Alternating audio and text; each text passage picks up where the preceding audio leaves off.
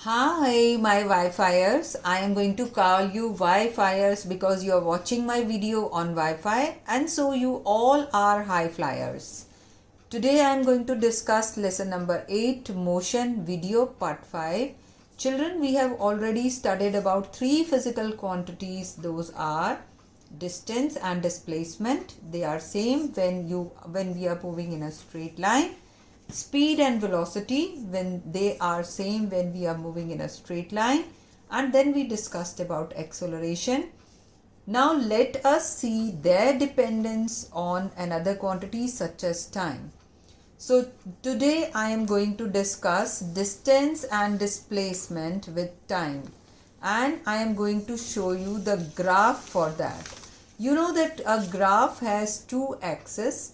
One is the y-axis, another one is the x-axis.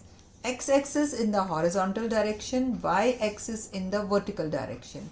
I will be taking distance on the y-axis and the time on the x-axis, but I will show you a real graph here, and that is this graph. See, I am going to show you the distance time graph. This is the distance time graph which I have plotted for the data when a car is moving in the uniform motion. I have taken distance in kilometers and time in minutes. See, just by seeing this graph, you can always see that when the 20 minutes have passed, car has covered 10 kilometers. When 40 minutes have passed, car has covered 20 kilometers. And if I do not take any reading and I know that the body is moving, a car is moving with the uniform speed, after 60 minutes the body might have covered, and surely it might have covered 30 kilometers. This is the magic of uniform speed graph. Now how to find out the velocity at one instant of time by the graph? The formula given to us is V is equal to S2 minus S1. We all have discussed, and you know that S is a symbol which is given for distance or displacement. S2 means the second reading minus the first reading whole divided by time, the second reading of time minus the first reading of time. So here we are taking this, you can see this data from here, children. S2 is 20 and S1 is 10. See, 20 minus 10. And T2, see, this is T2 time, second time that we have taken, second observation, that is 40, and time T1 is 20.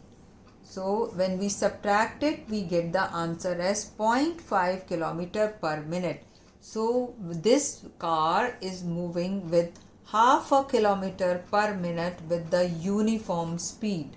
I hope you have understood this with the uniform speed. Now let me discuss about non-uniform speed. You know that while moving on a road, we can never have a uniform speed. Sometimes the brakes have to be applied. Sometimes you get a clear road, a high road. Then see how will our speed be. I have given you a data here. See, this is the data. This is how do you get the data. Suppose a driver is there and a person is sitting very near to that driver.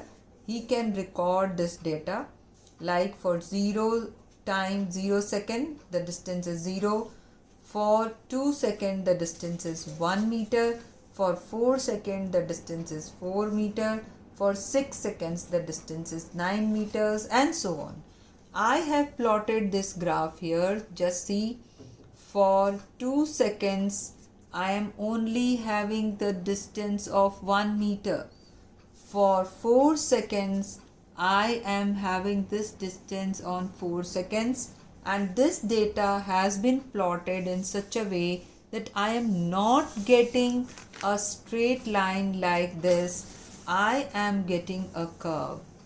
See, I discussed the uniform motion and non-uniform motion in my fourth video, which you can always see. You will be getting a graph in this way. See, it will be a curve like this. In the fourth video, you can always see whenever you get a curve like this, means it is a non-uniform speed. I hope you have understood the two distance time graphs. The distance time graph for a uniform speed is a straight line, and a distance time graph for a non-uniform speed is a curve, or it can be any other shape, but it is not going to be a straight line. I hope the concept is clear. If you like this video, please press the thumb icon, and bye my Wi-Fiers.